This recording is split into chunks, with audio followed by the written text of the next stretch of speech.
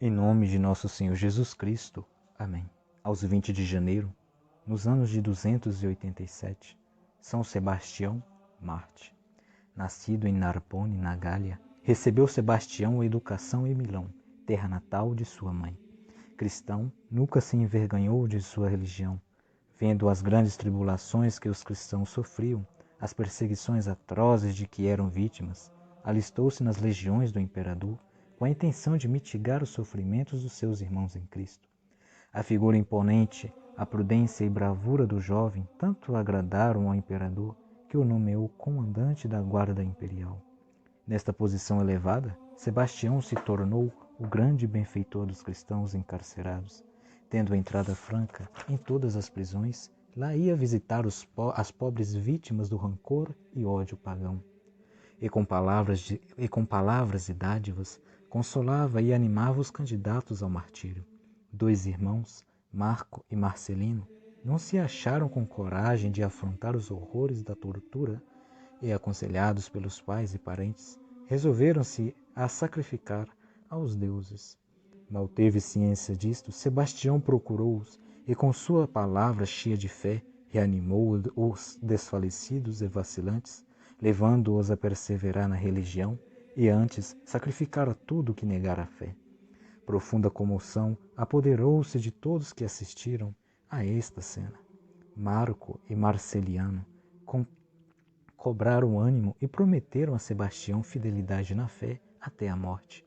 Uma das pessoas presentes era Zoé, esposa do funcionário imperial Nicostrato. Esta pobre mulher estava muda há 6 anos. Impressionada pelo que presenciara, prostrou-se aos pés de Sebastião, procurando por sinais interpretar o que lhe desejava dizer. Sebastião fez o sinal da cruz sobre ela e imediatamente Zoé recuperou o uso da língua. Ela e o marido converteram-se ao cristianismo. Este exemplo foi imitado pelos pais de Marco e Marceliano, pelo carcereiro Cláudio e mais 16 pessoas. Todos receberam o santo batismo das mãos do sacerdote Policarpo na casa de Nicostrato. A conversão destas pessoas em circunstâncias tão extraordinárias chamou a atenção do prefeito de Roma, Cromâncio. Sofrendo horrivelmente de reumatismo, e sabendo que o pai de Marco e Marceliano pelo batismo tinha ficado curado do mesmo mal, manifestou o desejo de conhecer a religião cristã. Sebastião deu-lhe as instruções necessárias, batizou-o com seu filho Tibúrcio e o curou da doença. Tão grato ficou Cromâncio que pôs em liberdade os cristãos encarcerados seus escravos e renunciou ao cargo de prefeito. Retirando-se da cidade para sua casa de campo, deu agasalho aos cristãos acossados pela perseguição. Esta recrudesceu de uma maneira assustadora. O santo Papa Caio aconselhou os cristãos que se sentiam com pouco ânimo de sofrer o martírio que se retirassem da cidade antes da tempestade se desencadear. O mesmo conselho deu a Sebastião. Este, porém, nada disto quis saber e declarou preferir ficar em Roma, para animar e defender os irmãos nas grandes aflições. Pois bem, meu filho, disse-lhe o Papa, fique na arena da luta, representando o defensor da Igreja de Cristo sob o título de capitão imperial. Muito tempo não levou e Diocleciano soube por alguns cristãos apóstatas que Sebastião era cristão e grandes serviços prestava aos outros cristãos encarcerados. Diocleciano repreendeu-o e apelou para os sentimentos de honra de capitão, pois que tão mal agradecia aos benefícios e distinções recebidas. Sebastião, com respeito, mas também com franqueza, se defendeu, apresentando os motivos que o determinaram a seguir a religião cristã e a socorrer os pobres perseguidos. O imperador, porém, insistiu na exigência, recorrendo à promessa, elogios e ameaças para conseguir de Sebastião que abandonasse a religião de Cristo. Todas as argumentações e tentativas de Diocleciano esbararam de encontro à vontade inflexível do militar. Sem mais delongas, deu ordem aos soldados que amarrassem o chefe a uma árvore e o asseteassem. A ordem foi cumprida imediatamente. Os soldados despiram-no, ataram-no a uma árvore e atiraram-lhe setas em tantas quantidades quanto acharam necessárias, para matar um homem e deixaram a vítima neste mísero estado, supondo-o morto. Alta noite chegou-se Irene, mulher do Marte Castulo, ao lugar da execução, para tirar o corpo de Sebastião e dar-lhe sepultura. Com grande admiração o encontrou ainda com vida. Sem demora deu providências para que o Marte fosse levado para sua casa, onde o tratou com todo o desvelo.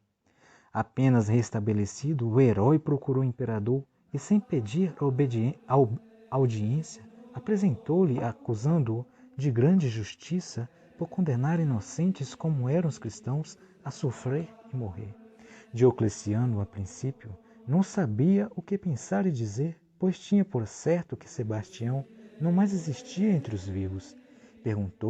Perguntando-lhe quem era Sebastião, disse-lhe: sou Sebastião, e de fato, de eu estar vivo, devias concluir que é poderoso Deus, a quem adoro e quem não fazes bem a perseguir-lhe os servos.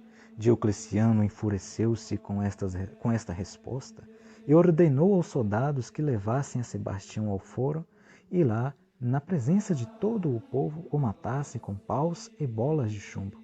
Os algozes cumpriram também esta ordem e, para subtrair o cadáver à veneração dos cristãos, atiraram-no à cloaca máxima. Uma piedosa mulher, Santa Luciana, porém achou-o e tirou-o da imundície e sepultou aos pés de São Pedro e São Paulo. Assim aconteceu em 287. Mais tarde, no ano de 680, as relíquias foram solenemente transportadas para uma basílica construída por Constantino. Naquela ocasião, graçava em Roma a peste que vitimou muita gente. A terrível epidemia desapareceu na hora daquela transladação, e esta é a razão por que os cristãos veneram em São Sebastião o grande padroeiro contra a peste. Em outras ocasiões se verificou o mesmo fato. Assim, no ano de 1575, em Milão, e em 1599, em Lisboa, ficando estas duas cidades livres da peste pela intercessão do glorioso Marte São Sebastião. Reflexões. São Sebastião vivia no meio dos pagãos. Soldados e oficiais do exército romano eram sua companhia cotidiana. Inabalável na fé, não se deixava influir pelas opiniões, sarcasmos, críticas e calúnias daqueles que não eram cristãos.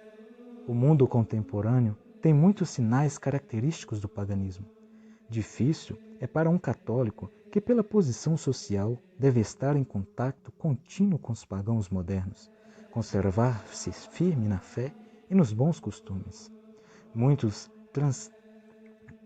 transigem, não achando força bastante para resistir às tentações perturbadoras ou para enfrentar opiniões e ataques contra a religião. Preferem curvar-se intimidados pelo respeito humano. Não imites este exemplo.